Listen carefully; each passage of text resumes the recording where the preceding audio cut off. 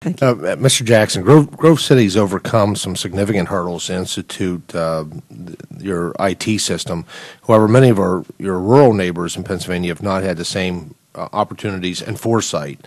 The stimulus package included $18 billion for health information technology, and it's a large dollar amount, but really a drop in the bucket of the realistic need. Included with it, though, were some strings that a 3% cut in Medicare payments would occur after 2015 without implementation of a system.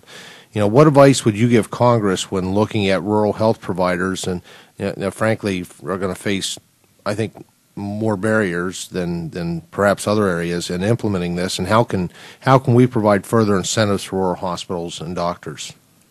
Mr. Thompson, the part that I am most concerned about is the collision of the healthcare redesign with the EMR implementation.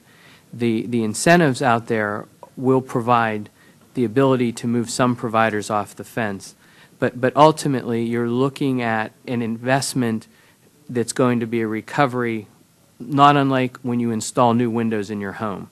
There's a large investment up front, knowing that over 20 years you're going to have an incremental savings that will exceed the initial investment. Somehow we need to get the money into the hands of the rural providers to make that initial investment, not just use it, but be able to acquire the technology. Most of the incentives are in place for the use of the technology. Okay. You talked about a large investment up front. I would also encourage my own involvement with health information technology. As this technology is turning over very rapidly. It used to be 7 years. I think it's pushing down closer to 3 years now.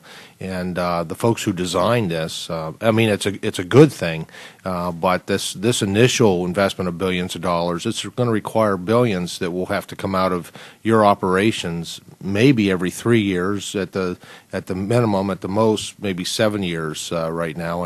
And I don't put that in a form of question because we have to go vote. So thank you.